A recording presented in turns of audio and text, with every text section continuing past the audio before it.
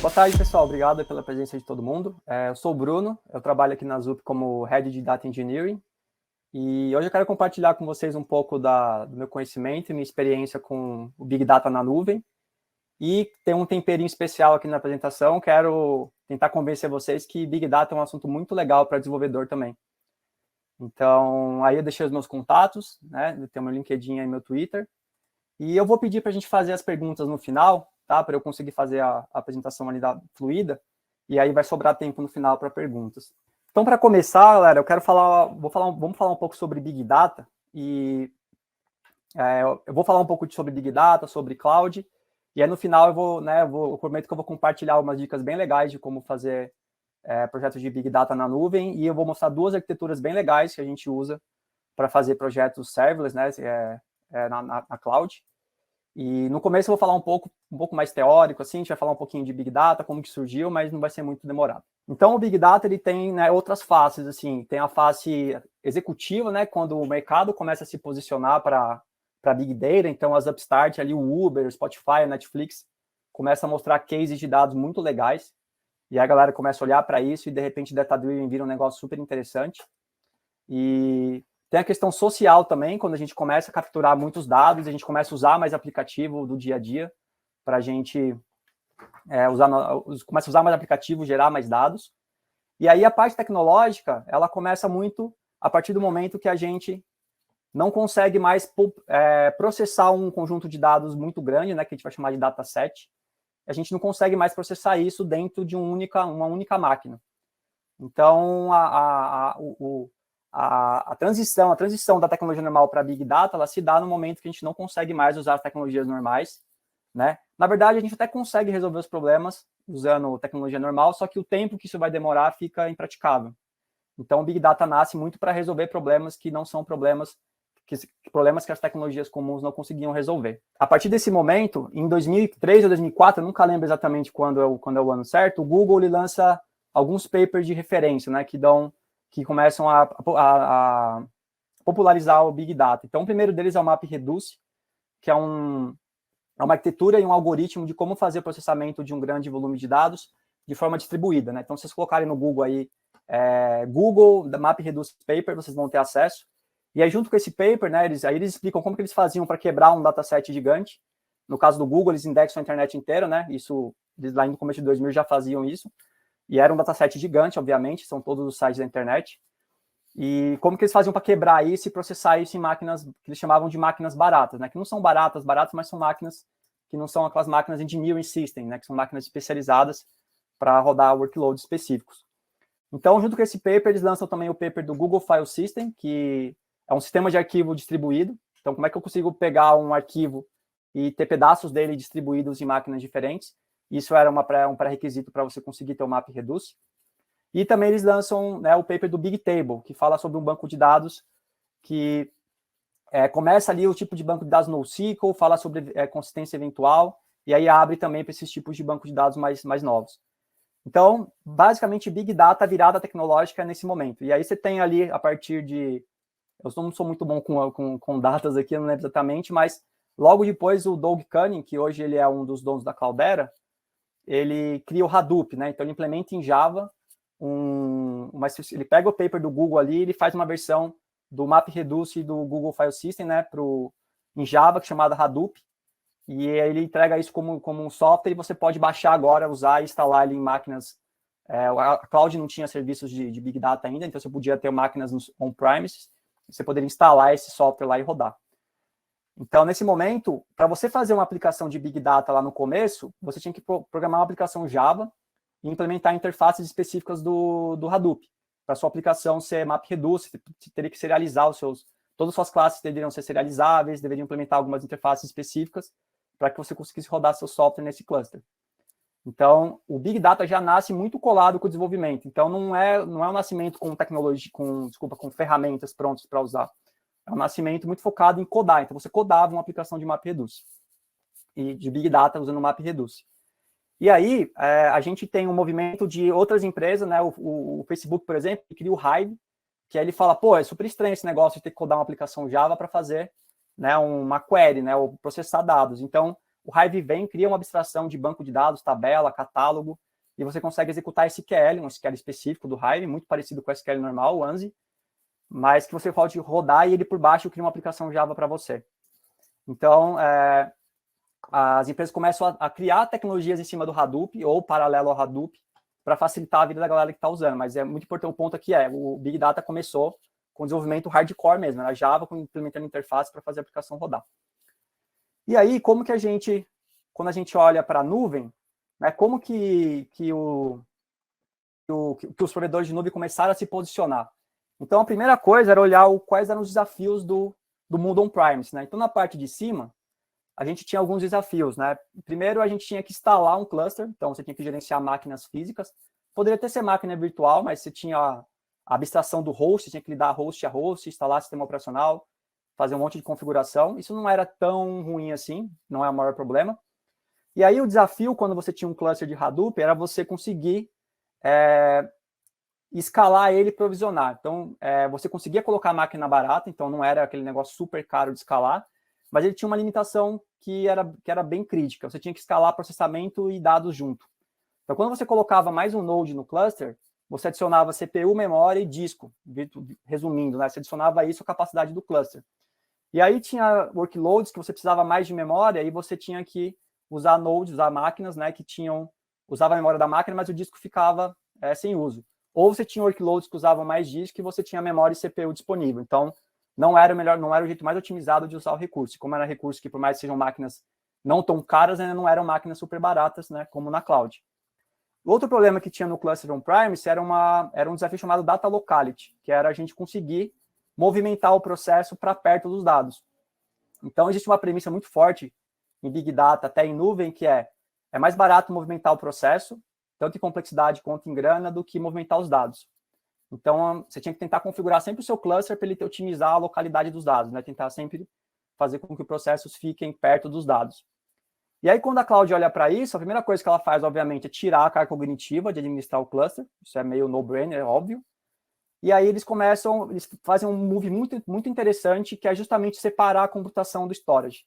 Então, eles começam a criar serviços de Big Data específicos para computação, e eles começam a usam o S3 para criar esse sistema de arquivos gigante distribuído. Né? Então, dá um match super legal, porque você agora, a localidade dos dados e a administração, ela fica abstraída, e você simplesmente coloca os workloads para rodar.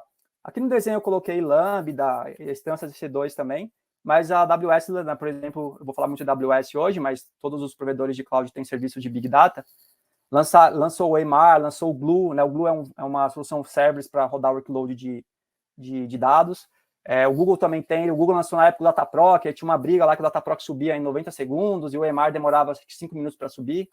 Então, você começava a ter clusters efêmeros, né? Então, você ia rodar um job, sei lá, por exemplo, em Spark, e aí você subia um cluster, rodava aquele job e matava o cluster inteiro.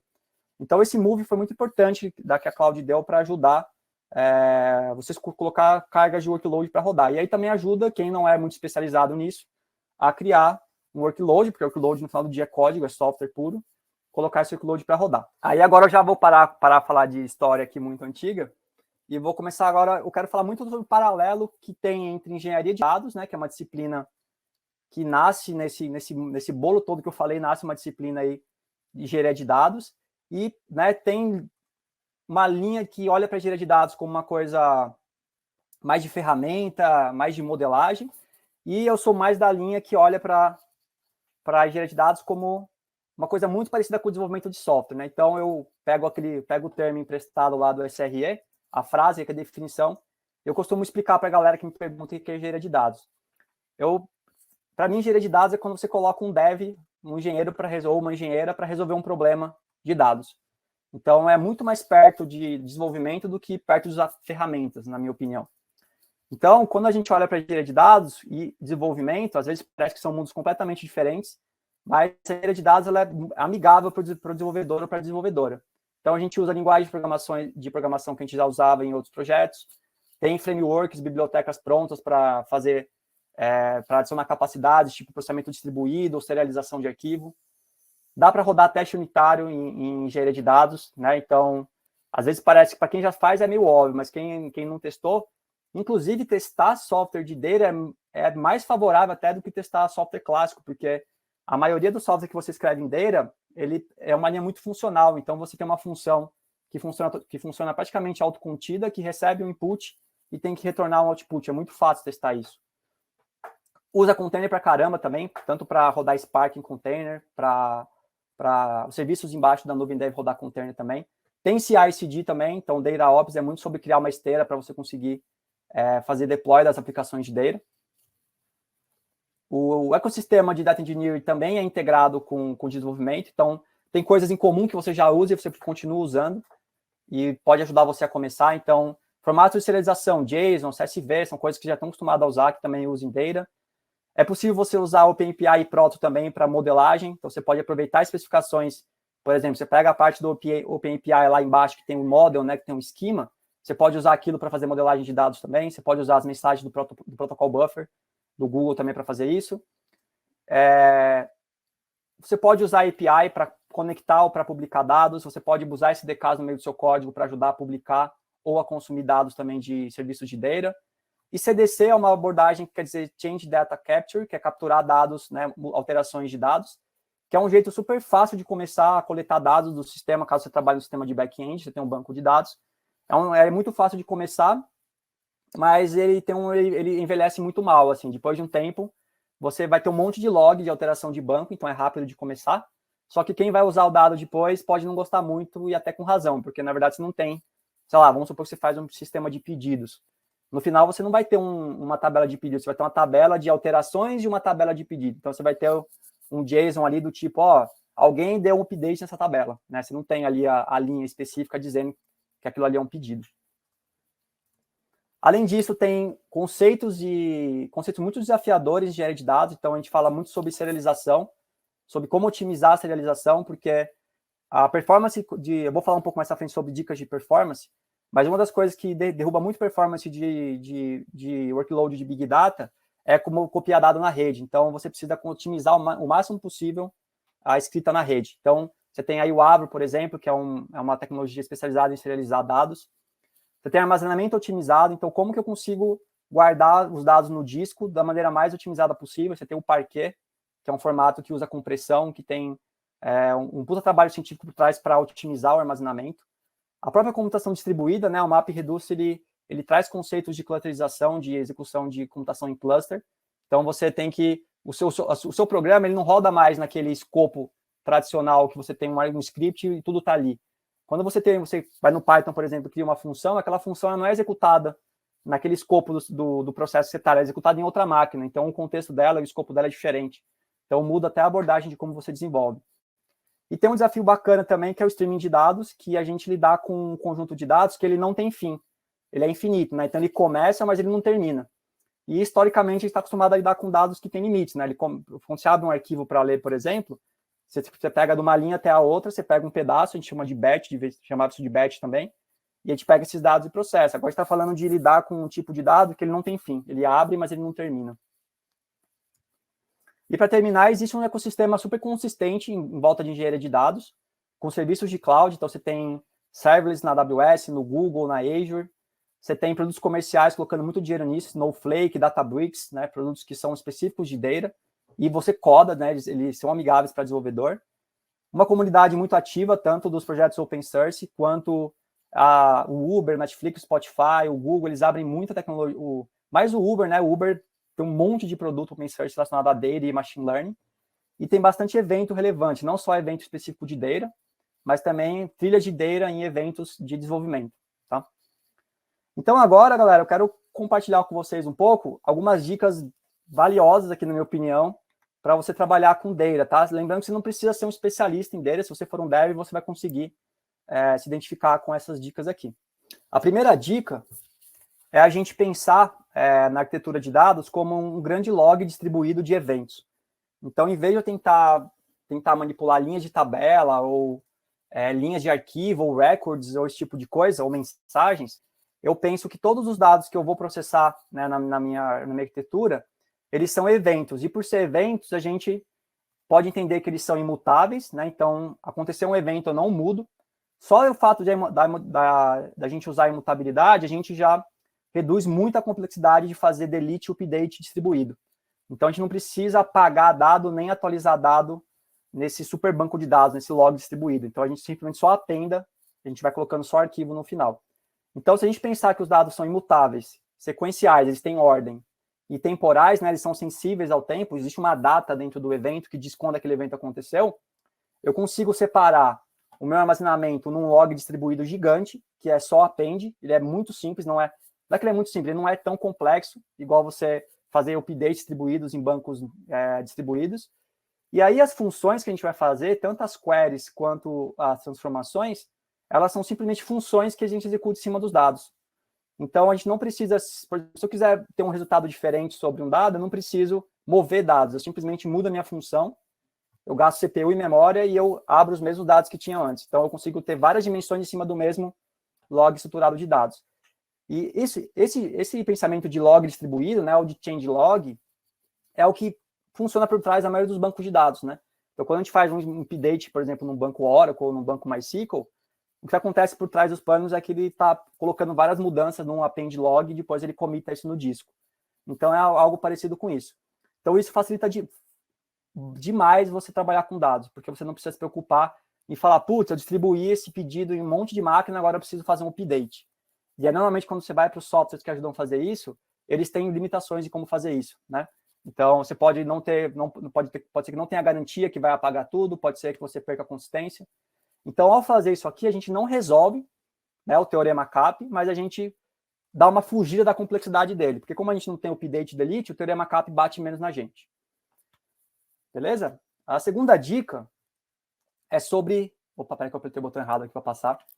É sobre esquímalas, né? Ou, na verdade, o que eu recomendo é que vocês pensem muito em evolução de esquema, não em esquímalas. Então, esquímalas, pessoal, ou esquema implícito, ele tem casos de uso que é válido, sim, mas existe uma armadilha de pensar que o schemaless vai ajudar a gente a ter menos burocracia na hora de processar os dados. E, na verdade, o schemaless, né, o esquema implícito, tudo que ele faz é empurrar o esquema para frente. Então, quando você vai observar um dado, ele sempre tem algum esquema. E aí, quando a gente fala que a gente é esquemas, na verdade, a gente está empurrando o esquemas para a pessoa da frente. Quem vai consumir o dado vai ter que montar o esquema. Então, a gente tem até aquela premissa que data lake é schema on read, né? Então, eu gravo os dados e depois, quando eu for consultar, eu defino qual esquema. E o data warehouse é schema on write, né? Então, quando eu vou escrever o dado, eu já coloco ele no esquema certo. Independentemente disso, né? Se é esquema on read ou on write, se você não tiver um case muito específico para usar esquemas, eu super recomendo você usar esquema full mesmo, definir esquema, mas você adotar uma abordagem de schema evolution, né? Isso quer dizer que você vai ter o esquema forte, mas você consegue evoluir esse esquema sem muito problema. Porque o problema do esquema full que talvez leve as pessoas ao schemaless, não o único, mas talvez o principal problema, é que quando você precisa mudar o esquema, vira uma bagunça generalizada. Assim, você tem que combinar com muita gente, tem que fazer um monte de coisa. A mudança não é simples, né? Principalmente quando você vai arrancar a informação, né? Já trabalhei em arquiteturas que a gente combinou que não podia apagar a coluna, porque era tão difícil apagar uma coluna que nem valia a pena. Valia a pena a gente gastar a história jamais, deixar o dado ao lado, que apagar a coluna. Então, no Schema Evolution, a gente tem a gente usa uma abordagem muito parecida com o versionamento semântico de API, que a gente versiona os esquemas. Então, aqui no exemplo, a gente tem aqui uma entidade ou um model chamado person, e aí ele começa, quando ele é criado, ele tem dois atributos, o ID, que é um integer, e o name, que é uma string. E aí, quando eu preciso atualizar, adicionar mais duas, ao invés de eu mudar ele, eu simplesmente crio uma versão nova. Então, aqui eu estou falando que o esquema é imutável também. E aí eu crio uma versão nova, V2, e coloco os atributos novos. E aí eu posso depois, numa V3, até tirar os atributos. E eu tenho todo o histórico, né? E eu tenho um ponteiro ali que diz qual que é a última versão. Com isso, tanto os motores de query, as engines de query, quanto os jobs que processam os dados, eles podem pegar esquemas pelas versões específicas. Então, até o rollout do software fica mais fácil, porque imagina que você tem um pipeline rodando muito bem usando a versão 1. E aí, quando você vai para a versão 2, o que você faria? Você precisaria fazer sem Schema Evolution? Parar o seu pipeline, parar o seu processamento, atualizar o esquema e subir uma versão nova do código que tenha esse esquema novo. Aqui você pode manter rodando o seu pipeline na V1 e você pode criar um novo pipeline na V2, começar a receber dados ali, até usar uma abordagem de canário para soltar só um pouquinho, testar antes de você virar tudo. e depois você pode desligar os dados que estão na V1. Se você no futuro descobrir que você teve um problema no processamento e os eventos que você teve problema, eles estavam no esquema da V1, você pode inclusive subir um outro processamento que volta a versão do esquema e consegue processar. Então, esse é o jeito mais efetivo que eu consegui fazer para gerenciar o lance do esquema. O esquema, ele só empurrava o problema para frente. A próxima dica tem a ver com... Estou apertando o botão errado toda vez aqui. Tem a ver com como a gente olha para os datasets, né? Então, a gente provavelmente vocês já ouviram falar de batch streaming, mas aqui eu quero convidar vocês a pensarem menos em batch streaming, que são estratégias de processamento, né? Como que você vai processar os dados, e pensar mais nos dados em relação a se ele tem limites ou não, né? Então, a gente pensa aqui em dados que têm limite, ou bounded data, e a gente pensa em unbounded data, que são dados que não têm limite, ou streams, tá? Os dados que têm limite são mais normais, a gente está acostumado a lidar com eles, né? Então, a gente abre um arquivo, a gente faz uma query no banco, e os dados, eles sempre têm começo e fim. Quando eu vou lidar com um dado que não tem limite, né, que é esse unbounded, que é o vermelhinho aí do desenho, fica impossível fazer algumas coisas. Por exemplo, eu preciso, sei lá, fazer um relatório de quanto que eu estou vendendo por minuto, né? Se eu estou recebendo dado sempre e eu não tenho um final, eu não consigo fazer um group by, eu não consigo fechar o dado e fazer uma soma, né? Tipo, quanto que eu vendi hoje, né? Então, o que a gente faz quando a gente processa esses dados sem limites, a gente usa a função de janela, que é uma abordagem que a gente tem vários jeitos de transformar o dado que é sem limite, unbounded, em bounded. Então, a gente cria uma janela de função que recorta um pedaço desses dados e aí a gente consegue aplicar algumas funções nele, tipo soma, group by, esse tipo de coisa. A gente pode usar a função de janela por tempo, né? Então, eu posso falar, a cada 20 minutos eu quero fechar uma janela, e aí eu quero que você pegue o total que chegou aqui e apresente. Você pode fazer uma janela deslizante, né? Que vai pegando, andando, ela pega 20 minutos, mas ela anda de 5 em 5, então ela vai pegando dados duplicados também. Você pode usar uma janela de sessão, né? Que você usa um campo específico de negócio para dizer, por exemplo, que você vai fechar uma sessão, tipo uma pessoa navegando num site. Você fala, eu quero fechar essa janela de dados quando a pessoa finalizar 20 minutos de navegação. Então, você usa um campo lá, que é a data que a pessoa abriu, por exemplo, a página, para ver se passou 20 minutos. Quando passou 20 minutos, você fecha uma janela também. E aí, quando você faz isso, existe uma parte muito importante, que é a gente olhar diferentemente para a data que o evento aconteceu, lá na fonte, e a data e hora que a gente processou o dado. Então, entre o dado acontecer e a gente observar ele no nosso sistema, existe uma diferença. Então, no gráfico da direita, a gente tem esse conceito de skew, né, que quer dizer inclinação. Então, né, se o nosso software for perfeito, a gente entende que na linha do tempo a gente vai recebendo eventos e a gente vai processando eles de forma linear. Então, recebi, processei, recebi, processei, recebi, processei. Só que a gente sabe que, né, problemas acontecem. E aí a gente pode ter atraso no processamento do dado. Então, pode ser que o evento aconteceu agora às 15h29, mas o meu sistema só enxergou ele. Latência de rede, pode ser erro de software, qualquer tipo de coisa. Enxergou ele só, né, às 15h35, por exemplo. Então, ele tem uma inclinação de 6 minutos. Então, enquanto o dado está sendo processado, eu estou 6 minutos atrás. Né? Também, outro termo que a gente usa é lag. Quanto tempo que eu estou para trás dos dados. Então, é importante você, quando você olhar para a data do evento, você entender se você está olhando a data do evento na fonte, por exemplo, a data que alguém comprou alguma coisa no e-commerce, ou se você está olhando para a data que o seu sistema observou o evento. Tá? A semântica desses dois é bem diferente e ela pode causar muito problema. Se você, por exemplo, fizer um group by com uma data e hora de processamento, você pode ter uma foto errada do que aconteceu na realidade, porque aquele pedido foi feito tal hora e você processou ele tal hora. Então, você pode entender que aquele pedido faz parte daquele momento, ele pode cair na partição errada e você ter um número errado de pedidos. Para dar um exemplo aqui de e-commerce, tá? E aí, a última dica, galera, antes de ir para a arquitetura, é sobre performance e resiliência em processamento de dados distribuído. Então, a primeira coisa muito importante é a gente pensar sempre em particionamento. O particionamento, ele tem uma relação bem próxima com o negócio, evitar particionar por campo artificial.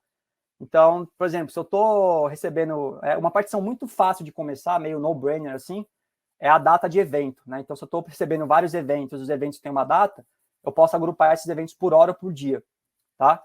Isso resolve a maioria das vezes. Só que tem vezes que você pode querer agrupar por cliente, você pode querer agrupar por outro tipo de dado e também funciona. Qual que é a vantagem de você fazer o particionamento? Quando você precisar reprocessar os dados, né, caso você tenha algum problema, no mundo real, teoricamente, você não precisaria de particionamento. quando você tem algum problema nos dados, você pode identificar qual partição que não está batendo algum número ou o relatório não está igual, e você pode reprocessar só aquele pedaço em vez de você ter que caçar no dataset inteiro, desde o começo do tempo até agora, onde que está o problema. Então, você pode fazer um troubleshoot mais faseado. Então, você olha e fala, peraí, deu problema na partição 4. Beleza, a partição 4 eu sei que ela está queimada.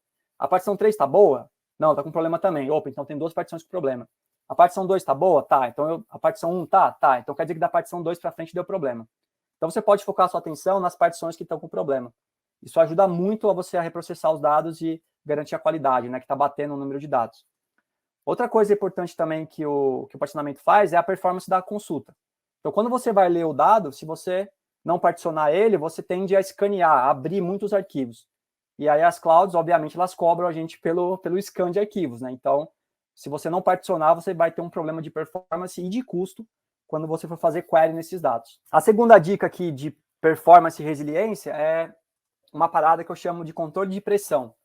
Então, no cenário de cima, que a gente está olhando no desenho, eu tenho um job A. E aí o job A, ele conecta numa fonte de dados, aplica uma transformação e joga para um outro job. Tá bom? Eu estou abstraindo aqui se tem uma fila no meio, alguma coisa assim, para ficar mais simples. E o job B, no final, ele coloca num sync, né, num destino de dados, que pode ser um bucket, por exemplo, ou um sistema, uma API.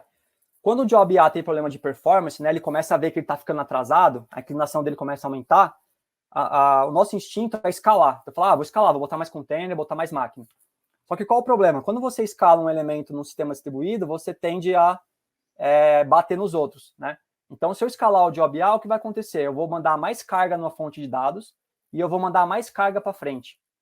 Então, não adianta a gente pensar numa escalabilidade isolada dentro de um sistema distribuído. Então, aqui eu posso até resolver o meu problema, mas eu vou derrubar todo mundo. Eu posso derrubar a fonte, caso eu... Se eu estou chamando uma API, por exemplo, que tem rate limit, ela vai me segurar e falar, você não pode chamar mais. Se eu tiver um amiguinho na frente, um outro job que não está preparado com rate limit, eu posso arrebentar ele e ele vai cair. Tá? Então, como a gente faz nesse cenário para a gente conseguir escalar, mas sem derrubar todo mundo? Então, a gente pode aplicar controle de pressão. A gente pode colocar na saída e na entrada do job, né? O que é o job aqui? O job é um software. Ele é por exemplo, pode ser uma aplicação Spark com Python, né, PySpark, que processa dados, que conecta no Kafka e manda para uma API, por exemplo. Então, em vez de você só abrir a conexão e falar, cara, o quanto você conseguir processar, você processa, você coloca um limitador. Você fala, eu vou processar no máximo 100 mensagens por minuto ou por segundo, depende de como você preferir. E você coloca um na saída também. Então, quando você está com um problema, você olha a sua inclinação e você fala, opa, eu estou atrasando. Eu posso aumentar a carga na minha fonte de dados? Posso. Aí você abre a torneira da entrada um pouquinho. Mas se você usa um buffer interno, você pode dar uma fila, um tópico Kafka ou alguma coisa interna para guardar. E antes de sair arrebentando quem está na frente, você fala, né, se quem está na frente tiver uma política de outscale, né, já vou falar um pouquinho de outscale com dele, que é um pouco diferente, tá? Mas se você tiver um campo ali para jogar, você pode até escalar um pouquinho. Mas o ideal é que você controle e fale para o job da frente, eu vou dobrar a carga, tudo bem? Aí ele pode ir lá preparar, escalar os containers dele para você mandar mais carga, tá bom?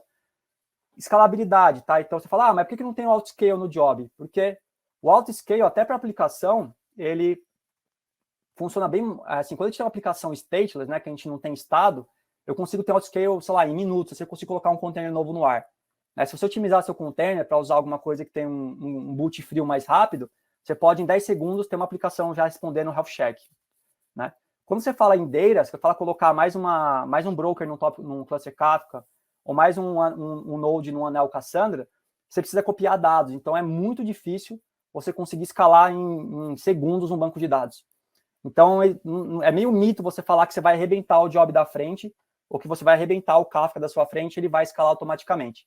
Então, ele pode estar preparado, né? O Kafka é um negócio monstruoso de performance, só que se você bater no limite que ele vai aguentar, ele vai cair, né? Então, não dá para sacar broker do nada. E até mesmo o serviço de cloud, quando você vai escalar, demora um pouco. Não é assim, você não vai lá e pega um Kubernetes do nada e triplica ele em 10 segundos. Então, é muito importante pensar em controle de pressão quando você faz esses jobs distribuídos para que você não saia derrubando o sistema inteiro. E aí, galera, agora chegou a hora aqui que eu tinha prometido, né? A gente vai olhar as arquiteturas de cloud. São 2 arquiteturas que eu vou compartilhar com vocês. E aí, depois a gente vai para as perguntas, tá? Bom, a primeira arquitetura é um Data Lake Server na AWS. Então, esse Data Lake ele é muito bom para a gente capturar ou coletar os dados, mas não ainda para a gente fazer analytics, né? Para a gente fazer relatórios já prontos. Então, ele ajuda a gente a não gastar muito tempo com uma arquitetura super complexa, ter que escolher um monte de tecnologia. Então, aqui eu já vou sugerir uma stack de tecnologias para vocês começarem a usar. E ele vai ajudar nisso, né? Então, desde a aplicação até um bucket que os dados estejam organizadinhos lá, pronto para fazer query, esse desenho aqui funciona super bem, tá? Então, a gente começa com uma camada aqui de coleta ou captura de dados. Então, para ficar mais amigável para o dev, a gente faz, eu recomendo uma arquitetura invertida. Em vez de fazer TL, em vez de eu subir um job e bater lá no banco do sistema operacional, do sistema transacional e falar, ó, dá os dados aí para mim, o que eu faço? A gente inverte, a gente ou coloca um agente do lado, né, da aplicação, ou a própria aplicação instrumenta, usa uma CDK para mandar os dados via API. Então, a gente recebe um monte de evento via API, e a gente, simplesmente, essa API é muito simples. Ela olha se o esquema da mensagem está no formato certo, se o JSON é válido, volta 200, se tiver inválido, volta 400, e escreve essa mensagem num string, tá? E aqui eu coloquei o componente de software aqui pintado de vermelho e coloquei o serviço AWS aqui em laranja, tá? Então, a gente pode usar aqui o API Gateway e o Kinesis, e o o SDK pode ser qualquer linguagem, Java, Python.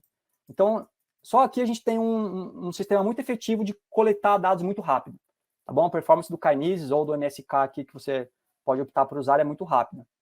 E aí, uma vez que a gente tem os dados, né, a gente tem esse super log que eu falei distribuído, aí a gente começa a fazer a parte mais lenta do Data Lake, né, que é a gente pegar esses dados, a gente dá uma parada nele, não precisa ser tão real-time assim.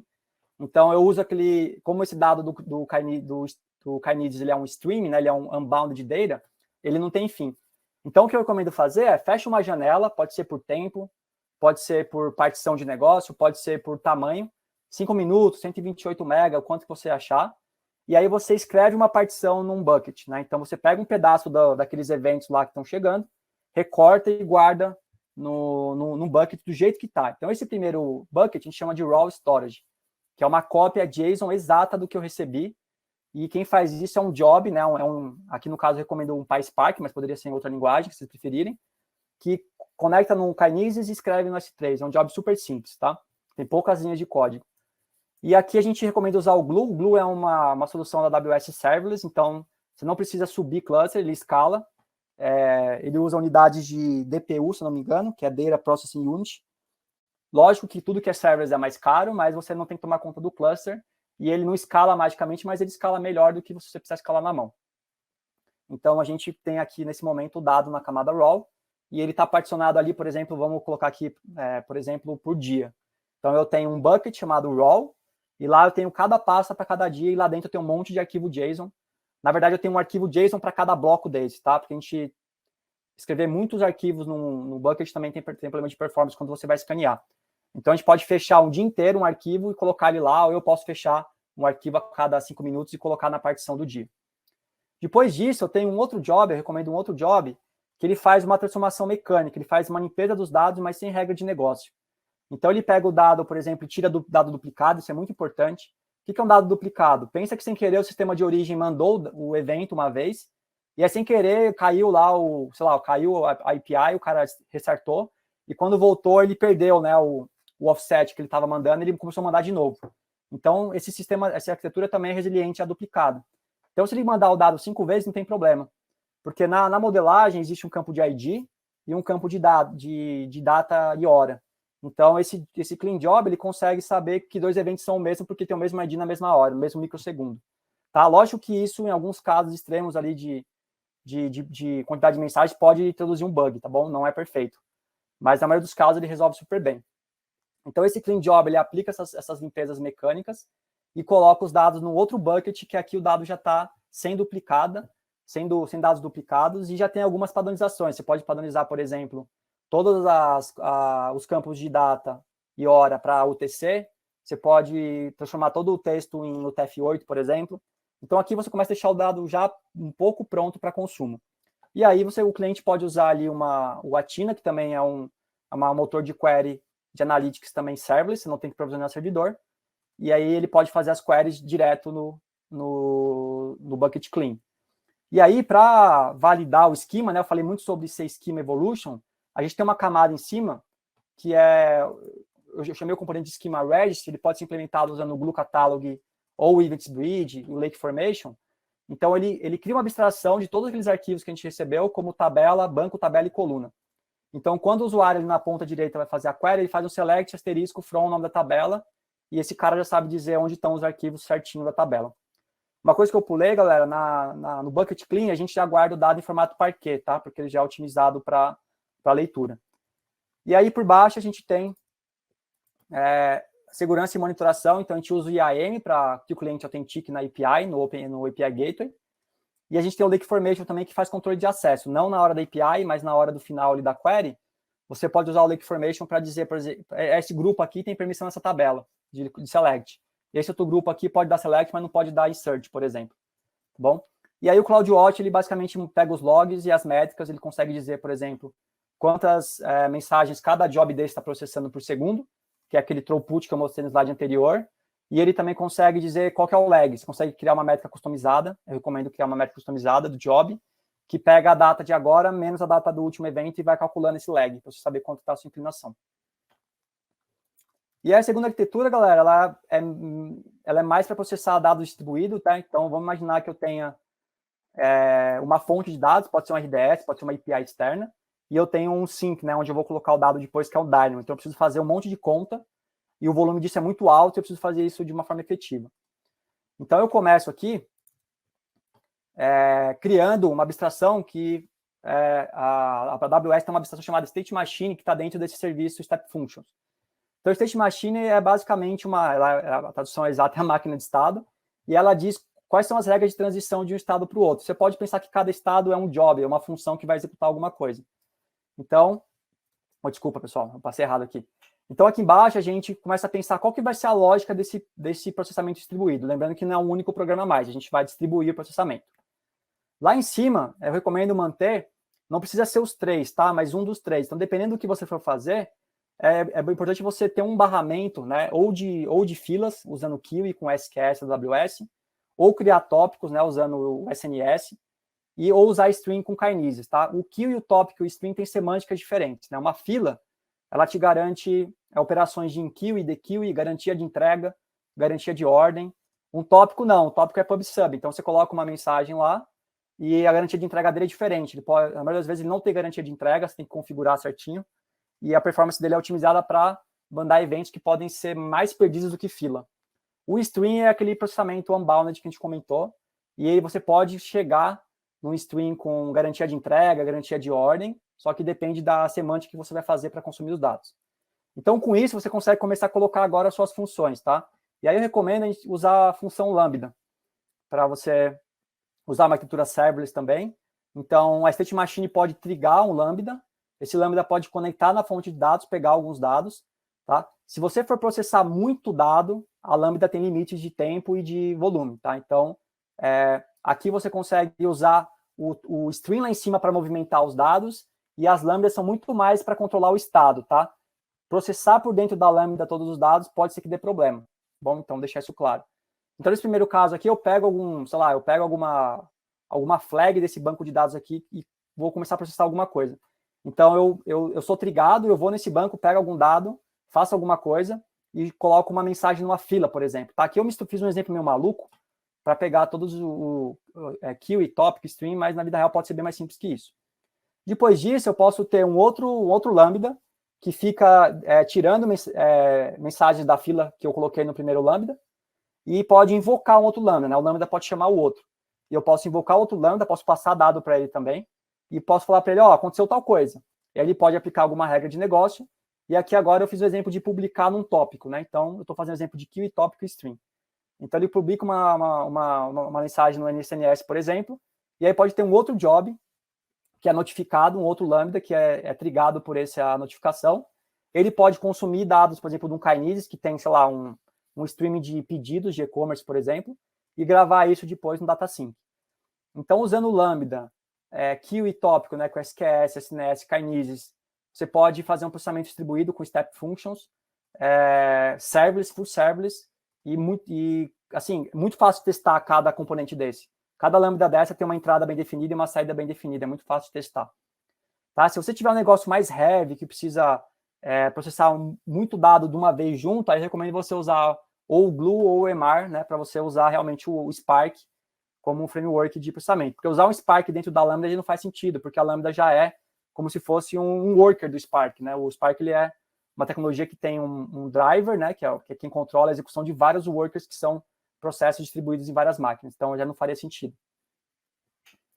E galera, no final, assim, eu espero ter ajudado vocês aí passar que Big Data é um assunto super legal para desenvolvedor, tá? Então, não é que qualquer pessoa resolve, não é que quem é BI ou quem é engenheiro de dados roots não tem valor, não é isso, galera. Tá falando que a engenharia de dados é muito mais perto de desenvolvimento do que parece, né? E para você ser um engenheiro ou uma engenheira de dados muito, muito boa, tem muito chão, tem muita coisa para aprender, tem muita experiência, mas você consegue, né, usando o cloud, usando os frameworks, usando as linguagens que já são comuns, você consegue fazer bastante coisa já de partida. Então, eu gosto muito de tentar convencer as pessoas que Data Engineering é muito legal. Eu gosto bastante, então tenho muito entusiasmo para falar disso. E é isso, galera.